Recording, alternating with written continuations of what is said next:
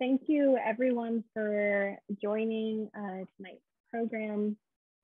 My name is Meredith Lehman and I'm the head of museum education at the Kemper Art Museum at Washington University in St. Louis. And thanks again for joining us for tonight's talk. I want to start by first acknowledging that I am joining you from the ancestral lands of the Osage Nation, Missouri, and Illini Confederacy, and many other tribes who were unjustly removed, We recognize these communities as we live, work, study, and benefit from this land. Tonight's talk is part of our New Perspectives series, which are opportunities to learn more about the museum's collection from emerging scholars. The talks are given by graduate students at Washington University in St. Louis and focus on one or more works from the collection that align with the students' own expertise and scholarly interests. So with that, I'm very happy to introduce our speaker, Yutong Ma, who is a master's student in the Graduate School of Architecture and Urban Design in the Sam Fox School of Design and Visual Art. She studies histories of Islamic and Chinese architecture with a focus on the role of architecture as a cultural manifestation.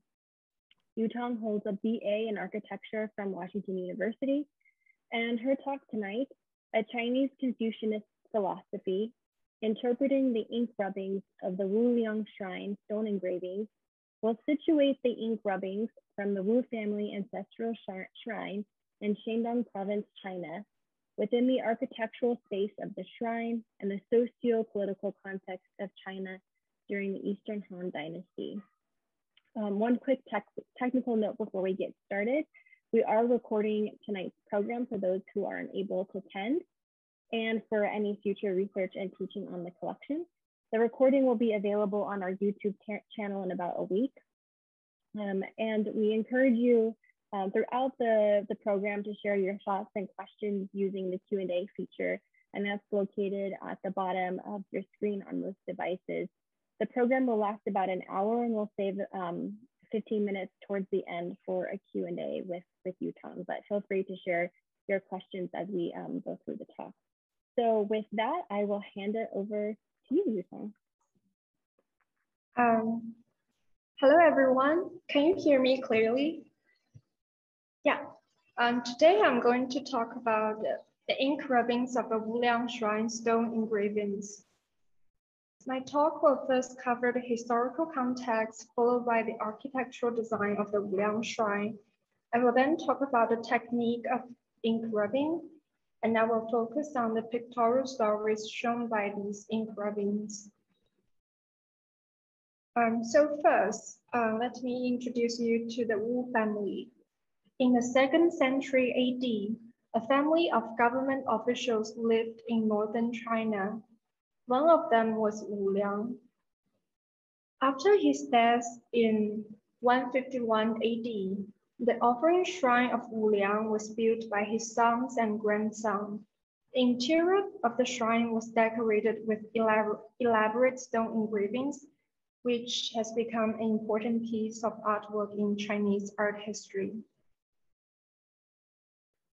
On this map of China, the darker brown region denotes the Chinese territory in the 2nd century AD, and the red dots represent the location of the Wu Liang Shrine, which was in Jiaxiang County, Shandong Province in northern China.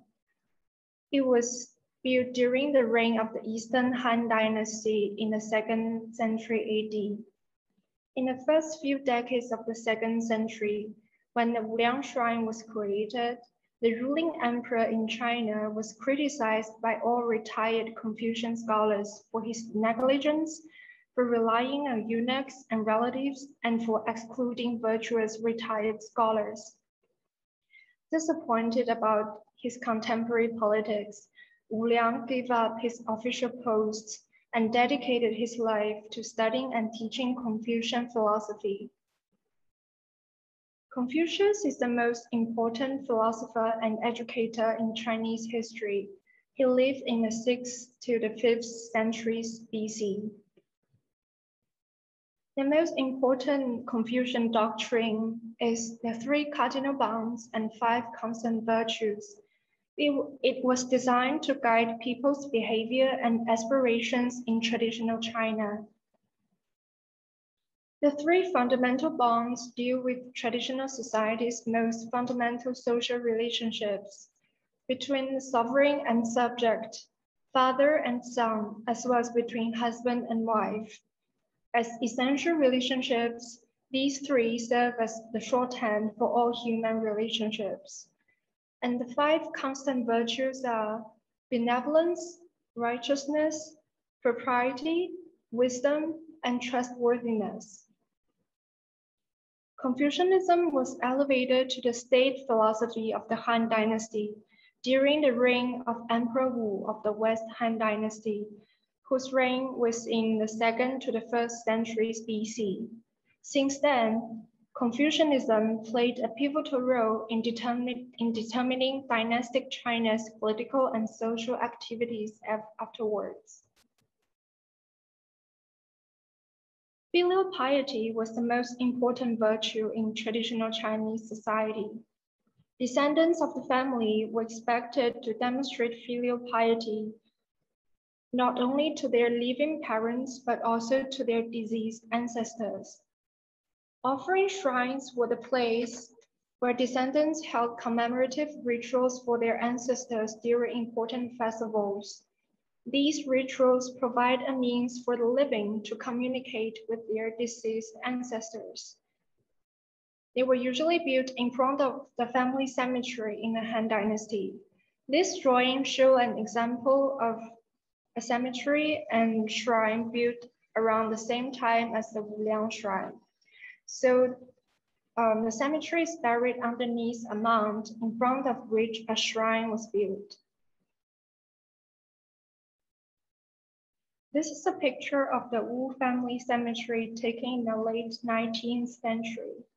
As the cemetery was located on the floodplain near the Yellow River, it was buried below the riverbed for almost 1,000 years before it was rediscovered in the late 18th century, when Chinese historians found separate stone pieces on the site.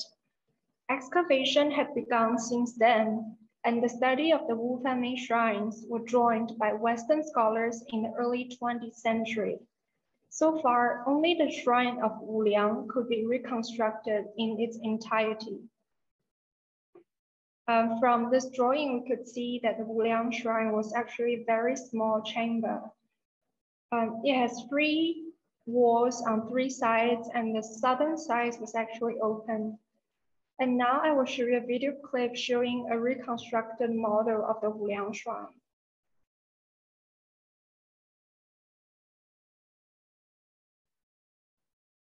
This art historian and his student made a one-to-one model of the Wu Liang Shrine. They printed out the engraving of the stone engravings and pasted them onto stone slabs. So these are the reconstructed model.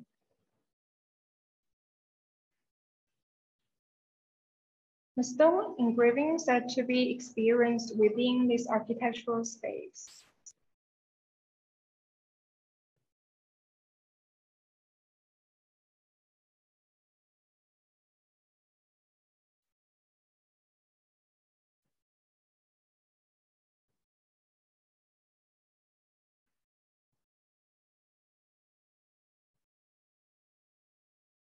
You can look up to the ceilings and read the motifs on the ceilings.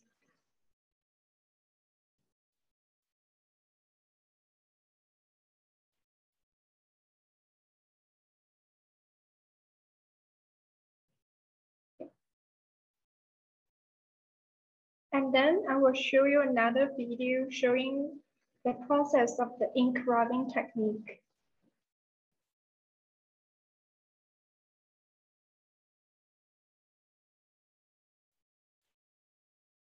These are the tools for ink rubbing.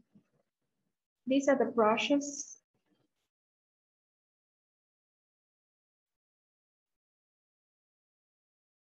The artist is choosing the paper.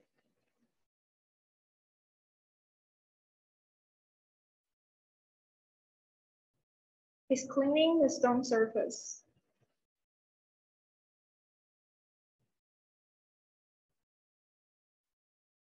This is a special liquid of Chinese medicine to clean up the surface and also to glue the paper onto the surface.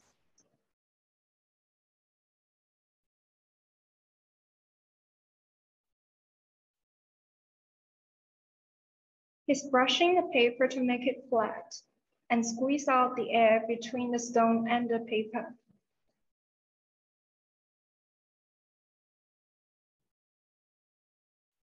He hit the paper so that it attaches closely to the stone surface.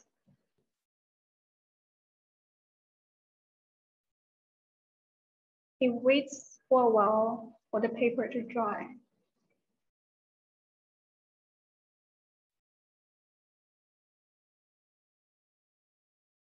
Then he pours ink onto the cotton pad and hits the paper.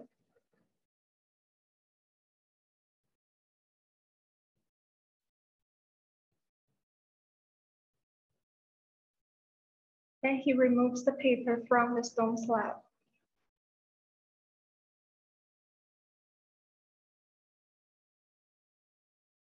So the Chinese calligraphy piece was captured by the ink rubbing onto the paper. It was transferred from the stone.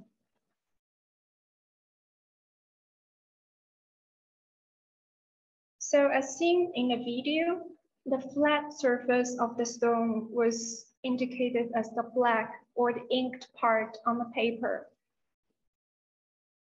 And the cutout areas remain as the background and appear as a white area on the paper. And we have to notice a difference in the ink rubbing shown in the video and that of the Wu Liang Shrine. The Wu Liang Shrine is made of young stone engraving, which means that it is the background that's being cut out. So it's the figures that appear as black and the background appear as white on the paper, whereas in the video it's the reverse, because the Chinese characters were cut out in stone, so they appear as white and does not catch the ink, whereas the background catches the ink and appears black on the paper. So this is a group of ink rubbing showing the stone engravings on the interior surfaces of the Wu Liang Shrine. The Canberra Art Museum had 5 pieces of the ink rubbings in its collection. The composition of the stone engravings consists of 2 pieces of ceiling stone, which were badly damaged now, 2 pieces of gables facing one another, and 3 vertical walls. But it has a special reading sequence. You have to read horizontally from right to left, from west wall to the rear wall and to the east wall. This horizontal reading sequence from right to left was influenced by the form of the Chinese scrolls in early Chinese history. The classical Chinese scroll was made of bamboo strips tied together by strings. So when you're reading a book, you are unveiling the scroll and read from the rightmost column of the bamboo strip and read all the way to the left. The narrative composition of the Wu Liang Shrine is as such. The 2 ceiling stones have motifs of heavenly omens. And below the ceilings are the 2 gables, which show images of the world of immortality. And down below of the vertical walls, you can read the 2 sections of human history. And the vertical wall is about parallel or below your eye level. This spatial composition also represents the relationship between the heaven and the human world. The ceiling stones were badly damaged, and art historians were only able to recognize half of the motifs. These iconographic images were developed in early Chinese history.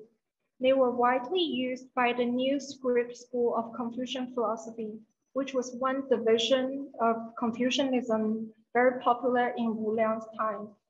The followers of this school believed that the mandate of heaven was sent signs that will help them predict the future. They associate these icons with Confucianist morality and social ideal.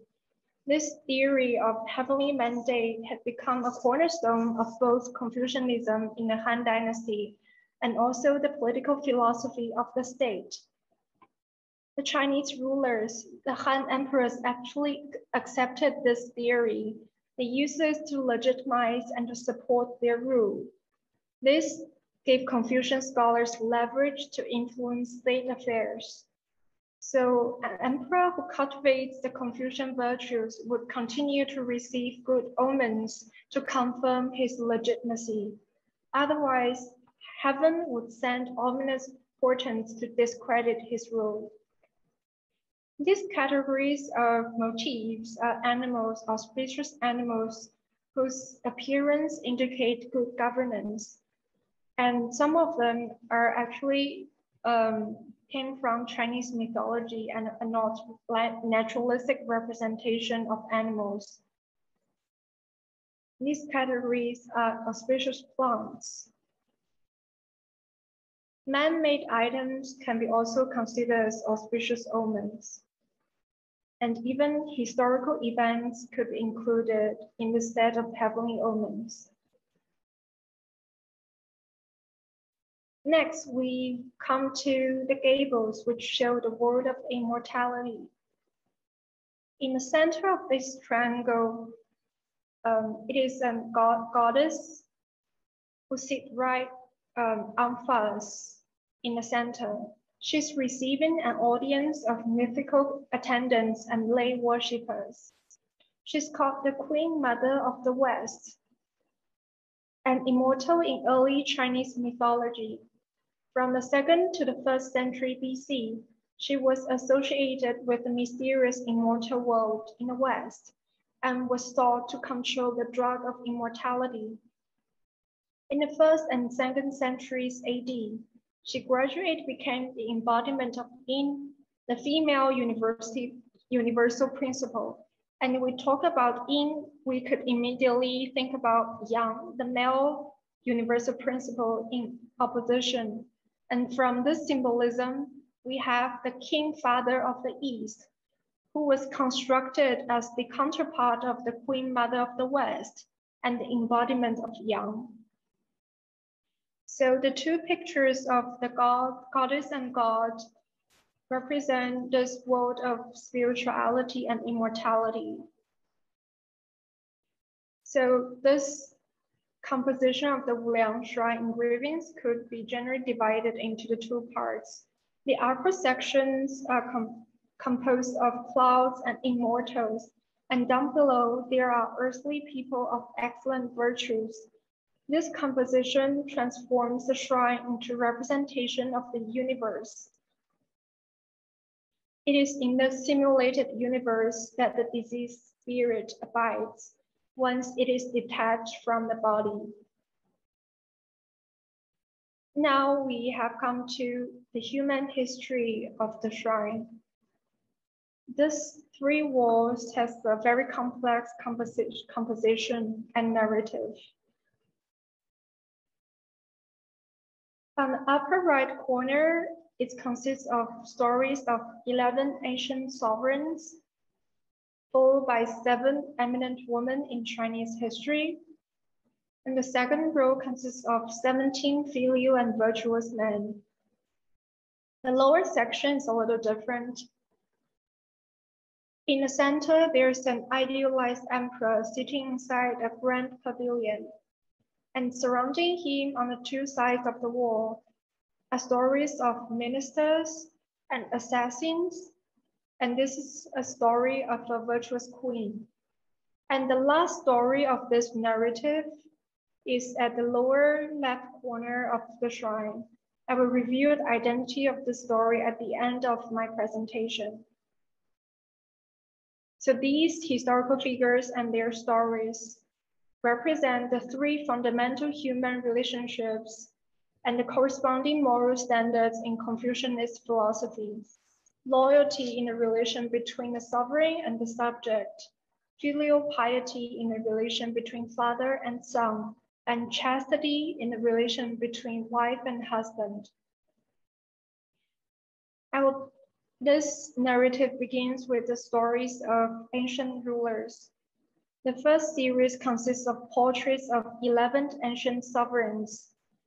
Wu Liang used these 11 rulers to summarize the development of Chinese history from the very beginning of history all the way to his era. It's actually a time span of almost 2,300 years. These 11 rulers fall into three categories.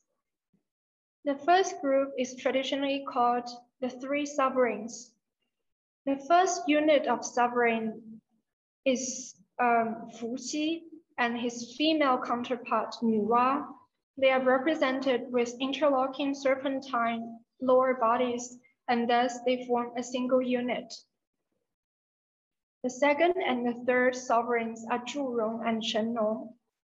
Their simple clothes denote that this early stage of Chinese history is marked by its simplicity, non-action, and equality. The rulers in the second group are called the five emperors. They are the Yellow Emperor, Zhuanxu, Ku, Yao, and Shun. Their crowns are characterized by a long, flat board, rising slightly at the front and with ornaments hanging down from both ends. Their clothes are long and loose. This different set of cap and costume as compared to the previous group mark a different stage of early Chinese history, with the Yellow Emperor's creation of statecraft and kinship. At this stage, the succession of throne was based on meritocracy. The sovereign chose not his descendants, but the most virtuous and wise man in the country as his heir to the throne. However, this line of succession was ended by the sovereign called Yu. These last two figures in this series, Yu and Jie, are respectively the founder and the last ruler of the Xia, the first dynasty in Chinese history. They began a new pattern of political succession based on geology in Chinese history.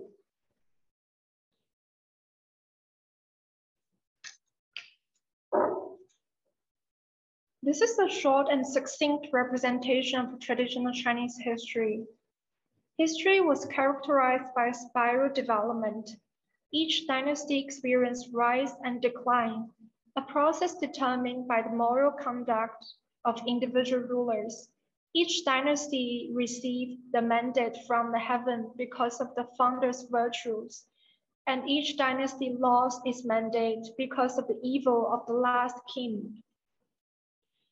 Yu and Jie here epitomize the two opposing types of dynastic rulers. Well, actually, they are the only two sovereigns of the previous dynasties depicted on the wall engravings. As you can see from this list, from the Xia dynasty all the way to the Eastern Han dynasty where Wu Liang lived, there are more than 2,000 years of history and several rounds of rise and fall of dynasties. But Wu Liang only used two sovereigns to represent this historical cycle. One reason for the omission of all the previous rulers lies partly in the limited decorative space. A more important factor may be Wu Liang's profound interest in exploring and exhibiting historical patterns and types, rather than simply representing figures and stories. So after a summary of Chinese history, we'll come to individual stories of historical figures. The pictures and stories that I'm going to cover actually entail content of abuse, violence, and other distressing figures. Please feel free to leave the Zoom meeting if it makes you uncomfortable. Following the ancient rulers, there's a series of virtuous women. These pictures make general statements about the moral principles proper for women. I will talk about two stories from the series. The first story is about the widow from Liang. She was a very beautiful woman. After the death of her husband, she was sought after by many noblemen because of her well-known beauty, including the king. On the left side of this picture, there are two servants sent by the king to presenting the lady with gifts to please the lady. But here, she rejected all of them and cut off her nose to eliminate the possibility of remarriage. The right side of the picture captures this tragic moment. The lady was holding a mirror and a knife in her hands, and she was about to cut off her nose. There are three other similar stories in this group of pictures. Many scholars believe that during the Eastern Han Dynasty, the most important moral principle for women was chastity, the loyalty to their husband. Another family issue that Wu Liang concerns about is the continuation of family line, in which women play an important role as the mother. In this scene, a man was killed here, down below the picture, in the presence of the woman's own son and her stepson, who were in the middle of the picture. Both brothers wanted to claim responsibility, but the official here, on the right side of the picture, could not discern who was the murderer. So he asked for the mother's opinion, who was on the left side of the picture. She asked the official to arrest her own son and to save her stepson, because she had promised her late husband to look after her stepson. Such was the public spirit required for Chinese women in that era. And next, the narrative is followed by a series of filial men. The primary theme of the series is filial piety, illustrated by the lives of 17 famous historical figures. Filial piety provides a Han emperor with a fundamental way to govern the country and its people. The parent-son relationship became an analogy for the relation between ruler and subject, and between heaven and the ruler. This doctrine had a great impact on Chinese politics, religious ideas, scholarship, and daily life. I will talk about one of the stories in this series. Our main character is here Ming Ziqian. He was a disciple of Confucius, and he was famous for his virtuous conduct.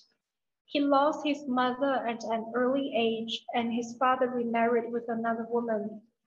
His stepmother only took care of her own son and treated him cruelly. In the winter, Ziqian's winter clothes were all filled with reed catkins, but his stepbrother wore clothes filled with thick cotton.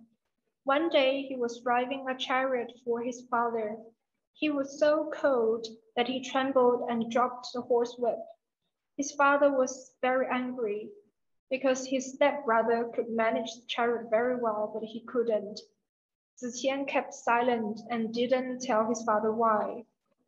Then his father compared his two sons' clothes and understood the reason. He was very angry and wanted to send his wife away. In this scene, Ziqian was kneeling behind the chariot and begging his father not to send his stepmother away. He said, "Father, now you feel sorry that one of your sons is feeling the cold, but if you send mother away, there will be two sons feeling the cold." The father was moved by his words and gave up his idea.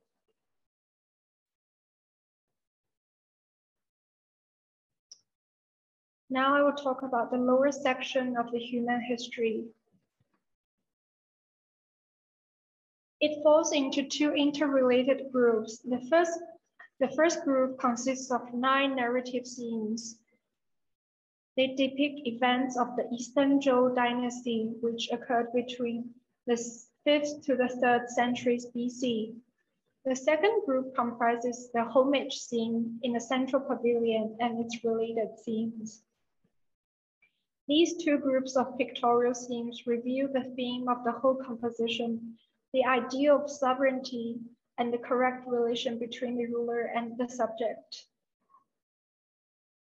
I will first talk about the story of the two ministers who are closest to the sovereign in the central pavilion. The way of the minister lies in obeying the ruler's orders and accomplishing his commissions, benefiting his country and assisting the sovereign. These virtues are best exemplified by Ling Xiangru, a famous minister in the state of Zhao. This scene illustrates his most well-known story, to protect his state from the powerful state of Qin. In this picture, Ling Xiangru is a man on the right holding up a round object high against the pillar, and the man in the middle trying to stop him was the king of Qin. The king of Qin wanted to seize an invaluable jade disc called the He Shi Bi from the state of Zhao by falsely offering 15 tons in exchange. The king of Zhao and his ministers dared not to reject this offer, for it was almost certain that their weak state would be attacked by Qin's powerful army. Ling Xiangru volunteered to take the treasure to Qin. In the palace of Qin, he handed the disc to the king of Qin, and then he found out that the king had no intention to honor his promise of the 15 tons in exchange. Ling Xiangru did not take the risk to forcefully take the treasure back. This is what he did. He said to the king, "Your Majesty, please allow me to show you a tiny spot of imperfection on this jade." So the disc was passed back to Ling. The moment he had the treasure in his hands, he rushed to a pillar, raised the disc high against it, and made a speech.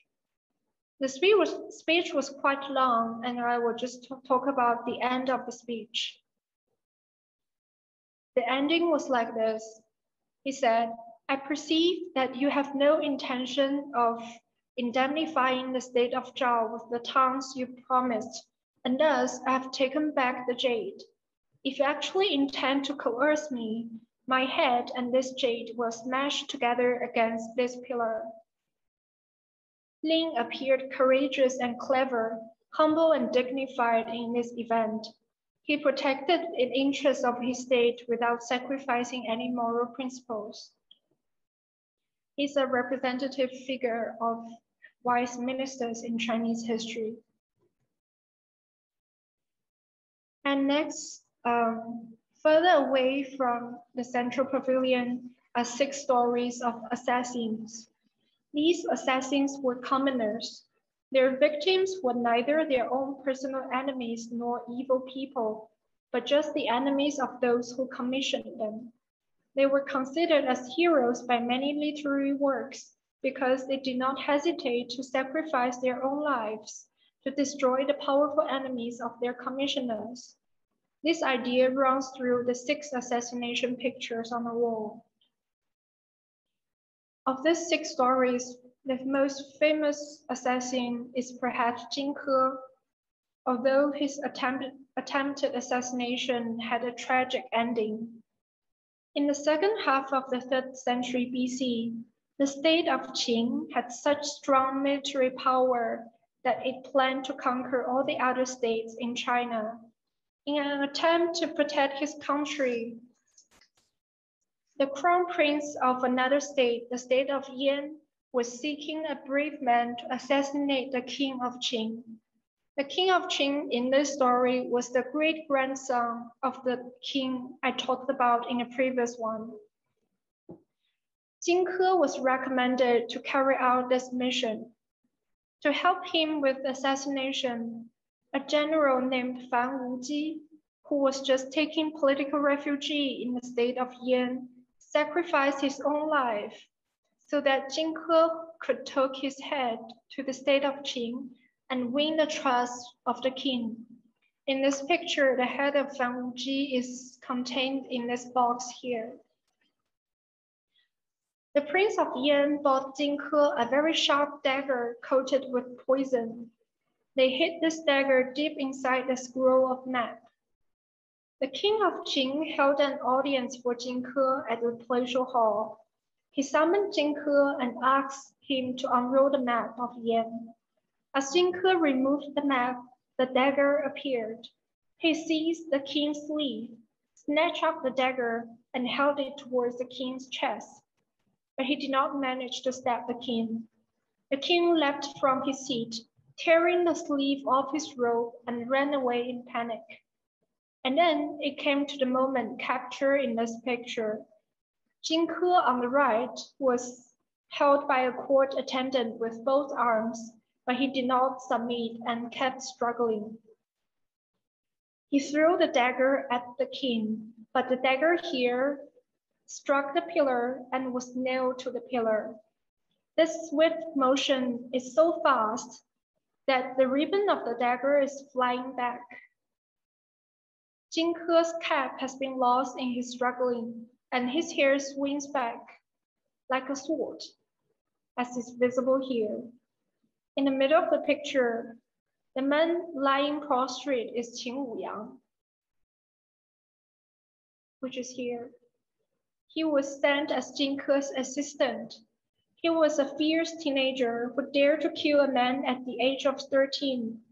Supposedly, he should appear also as brave in this assassination, but he could do nothing but tremble with fear in this process. On the left side of the picture, the king of Qing flees to the other side of the pillar in panic. Jin Ke is the only hero in the scene. In the end, he was severely injured and finished off by the guards. Stories of assassins like Jin Ke sent a warning to the powerful rulers that they could not underestimate the anger of the subjects, for as powerless as the commoners, they could pose deadly threats to the mighty rulers. The homage scene takes place in a two-level pavilion. Although this structure here are based on actual architectural design in 2nd century China, they are not naturalistic representation of real buildings. Rather, they integrate many fantastic elements. The pillars supporting the upper roofs of the pavilion are either human figures or mythical animals, and these figures are communicating with other people seated inside the pavilion. On the top of the pavilion, which is not very clearly seen, are phoenix, monkeys, and winged immortals. The image of the central figure here are quite badly damaged, but we can look at another similar image in another shrine of the Wu family member as the reference. In this image, this noble figure is facing and leading towards the left. His arm is raised and he's granting an audience. On the 2nd floor, a principal lady is seated in the center en face, while others offer her different objects. Many speculations have been made to interpreting the identity of this central figure. It is believed to represent an emperor because of the elaborateness of the scene and the physical size of the central figure, which is unmatched elsewhere on the shrine. One argument is that this is not a portrait of any particular ruler, but an ideal image of sovereignty of the Han Dynasty. So we have come to the end of the narrative. The pictorial series of the Wu Liang Shrine ends at the lower left corner of the east wall. This last scene represents a county official on the left, who is kneeling towards the right and paying respect to an old gentleman sitting on an ox-drawn carriage. Many scholars agree that the retired gentleman is Wu Liang himself, so this scene is actually a self-portrait of Wu Liang. It is both representative and symbolic. It documents a memorable episode in Wu Liang's life. It also implies a political ideal that an emperor ought to honor and employ virtuous Confucian scholars. Otherwise, these scholars could only remain in spiritual and political retirement. During his lifetime, Wu Liang gave up his official posts because of the corrupt politics. He did not want to associate with the sycophants in the government. This is a belief deeply rooted in the Chinese intellectual tradition. Scholars view themselves as the legitimate interpreters of the heaven's will and the only people in the world who understood the ways in which the rise and fall of great kings are governed. The historical narrative he created was the embodiment of his principles, full of his political and moral judgments, and thus could be a means for governing the world posthumously. Let's come back to the entire composition of the Wu Liang Shrine. The mission of his pictorial narrative was twofold. His work was to show his descendants both what had happened in the past and which way they should follow in the future. That's the end of my presentation. Thank you very much.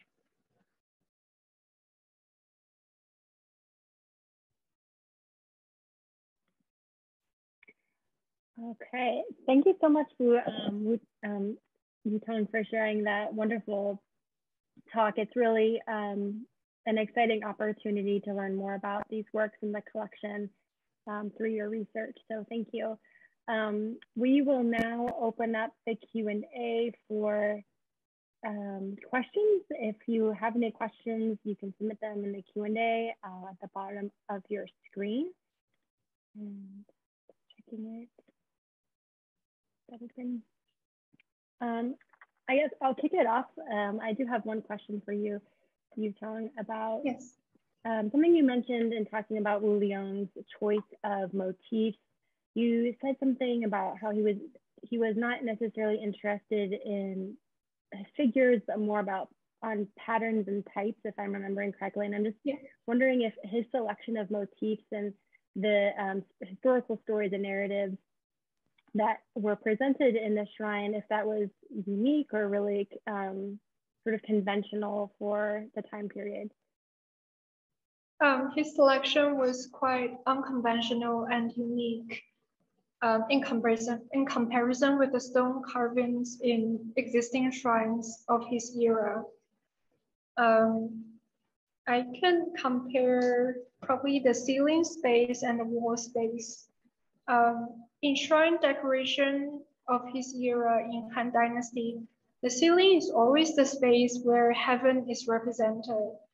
But scholars have found that on all other Eastern Han shrines, except for the Wu Liang Shrine, the depictions of heavenly phenomena just limited to celestial beings such as the sun and the moon, and mythical gods related to natural phenomena such as the Duke of the Wind and the Duke of Thunder. In other shrines, these images of heavenly motifs just symbolize the natural existence of heaven, and they satisfy people's interest in mythology.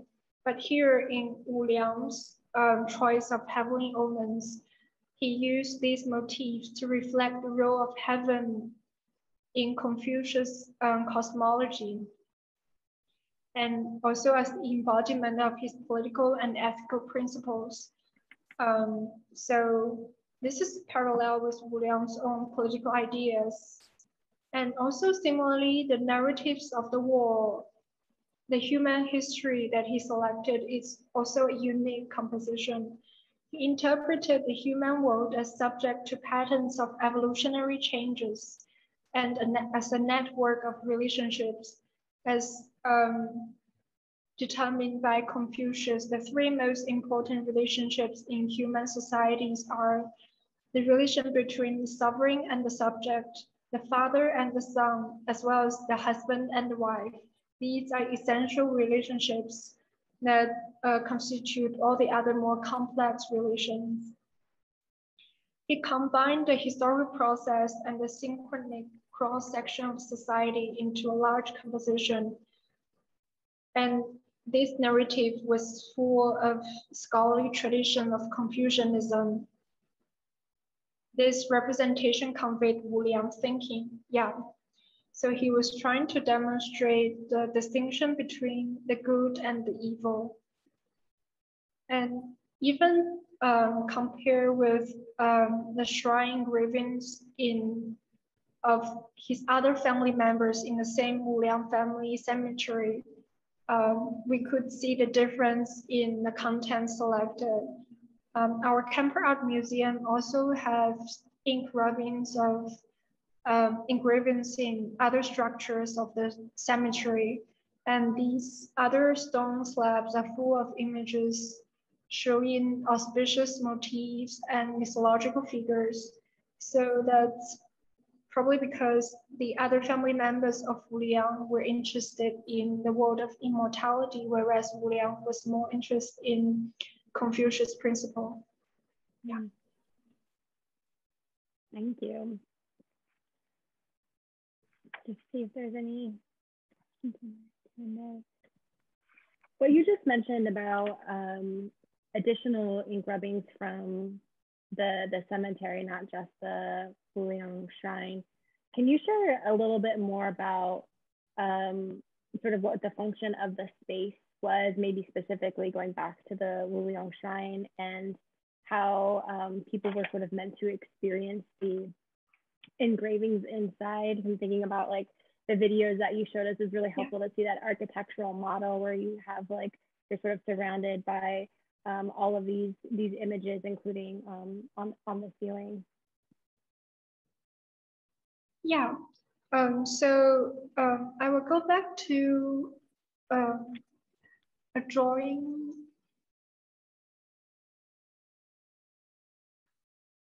Yeah, this drawing here shows the composition of the shrine together with the cemetery. And so the offering shrine was very important in the ritual system of his era. So it's sort of symbolized the place where the spirit or the soul of this patron is housed. And so behind the shrine, it was a cemetery beneath the ground that housed the body of the patron. And the shrine sort of symbolized the spirit and soul. And also the engravings in the shrine represent the thinking of the patron or his family. And the function of this shrine was quite important. It was the center both of family ancestral worship and of public activities. And the funeral services here serve many important social and political functions. Yeah. And for his sons, this shrine was a proof of their filial piety, and they enhanced their public reputation.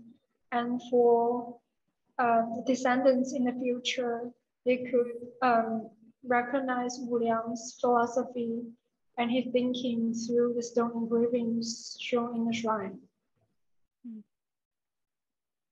Thank you.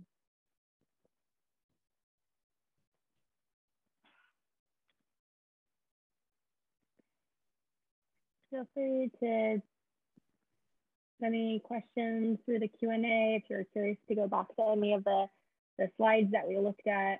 You know, there's a lot of really rich content in this talk.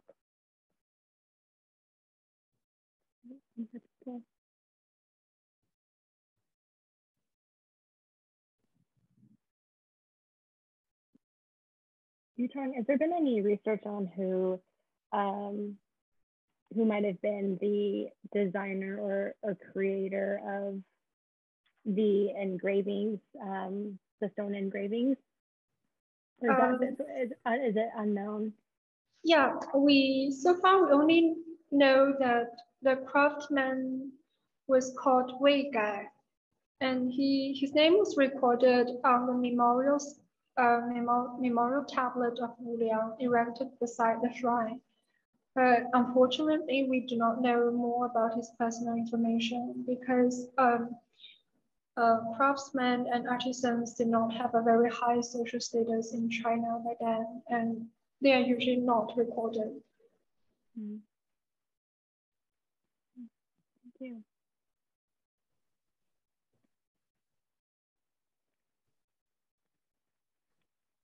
Okay, well, if you don't have any other questions, we can wrap it up.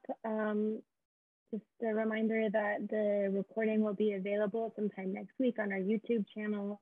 If you want to share it with friends and family or with colleagues. And I want to extend a big thank you to Yutong for all of your amazing research on this part of the collection and for sharing that with us tonight. So thank you. Yeah, thank you. Have a good night, everyone. Bye. Bye.